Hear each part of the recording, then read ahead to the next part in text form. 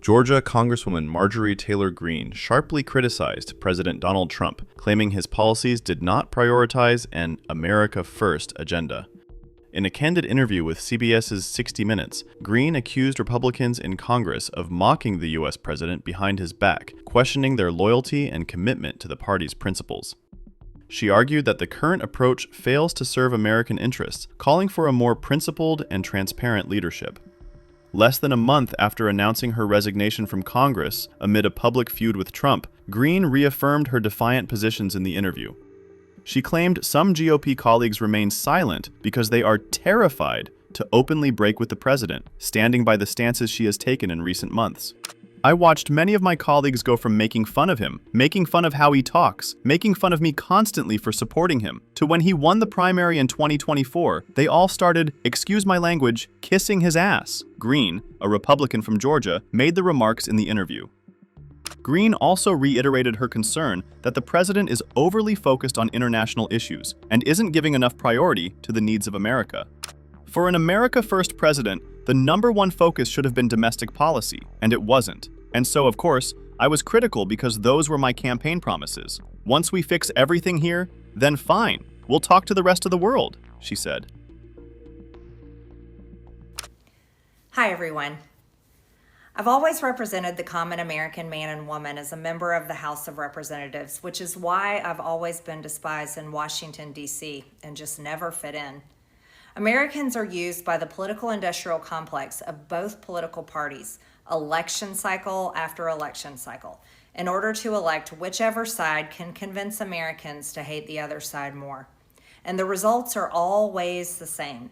No matter which way the political pendulum swings, Republican or Democrat, nothing ever gets better for the common American man or woman. The debt goes higher, corporate and global interests remain Washington's sweethearts, American jobs continue to be replaced, whether it's by illegal labor or legal labor by visas or just shipped overseas. Small businesses continue to be swallowed by big corporations. Americans' hard-earned tax dollars always fund foreign wars, foreign aid, and foreign interest, and the spending power of the dollar continues to decline. The average American family can no longer survive on a single breadwinner's income, as both parents have to work in order to simply survive. And today, many in my children's generation feel hopeless for their future and don't think they will ever realize the American dream. And that breaks my heart. I ran for Congress in 2020 and have fought every single day believing that Make America Great Again meant America First.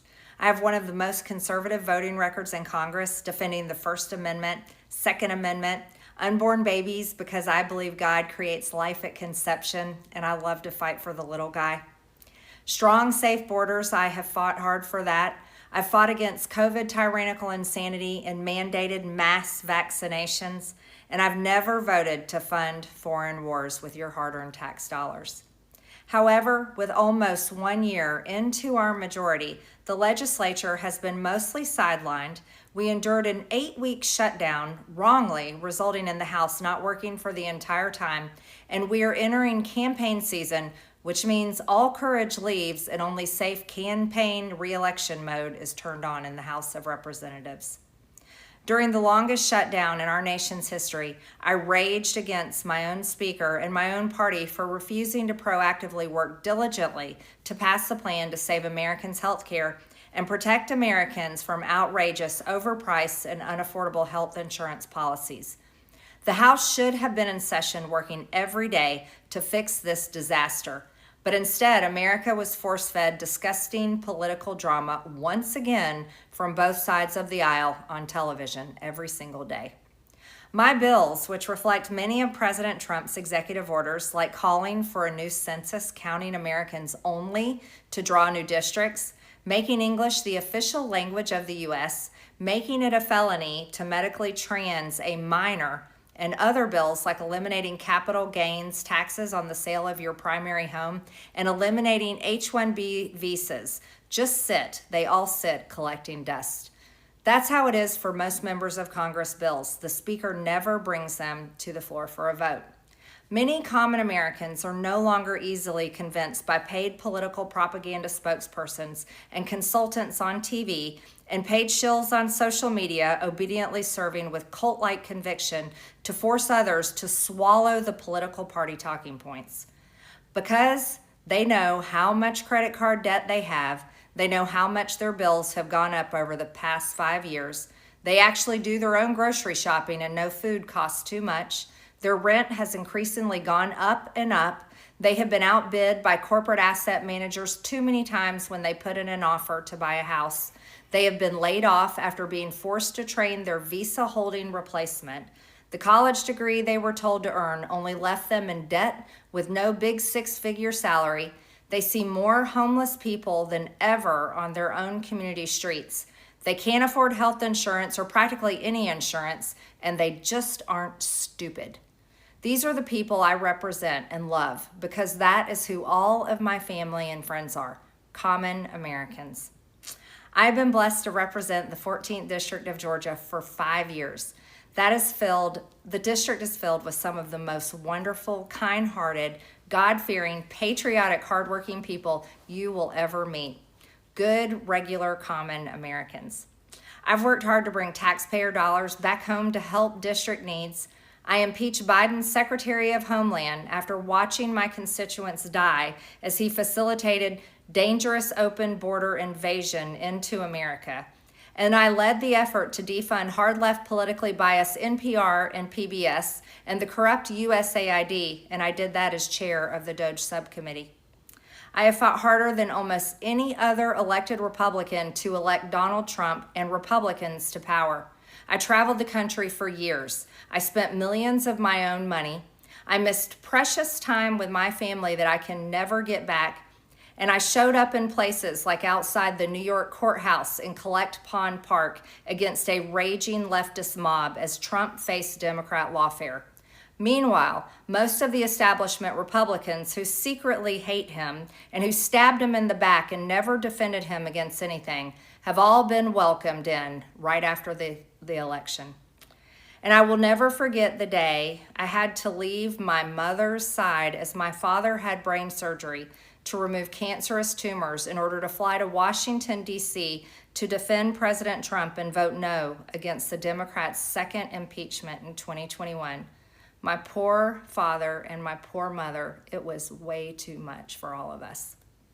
Through it all, I never changed or went back on my campaign promises and only disagreed in a few areas, like my stance against H-1Bs replacing American jobs, AI state moratoriums, debt for life 50-year mortgage scams, standing strongly against all involvement in foreign wars, and demanding the release of the Epstein files.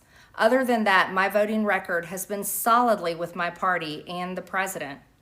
Loyalty should be a two-way street, and we should be able to vote our conscience and represent our district's interests because our job title is literally representative. America first should mean America first and only Americans first, with no other foreign country ever being attached to America first in our halls of government. Standing up for American women who were raped at 14 years old, trafficked and used by rich, powerful men should not result in me being called a traitor and threatened by the President of the United States, whom I fought for. However, while yes, hurtful, my heart remains filled with joy, my life is filled with happiness, and my true convictions remain unchanged because my self-worth is not defined by a man, but instead by God who created everything in existence.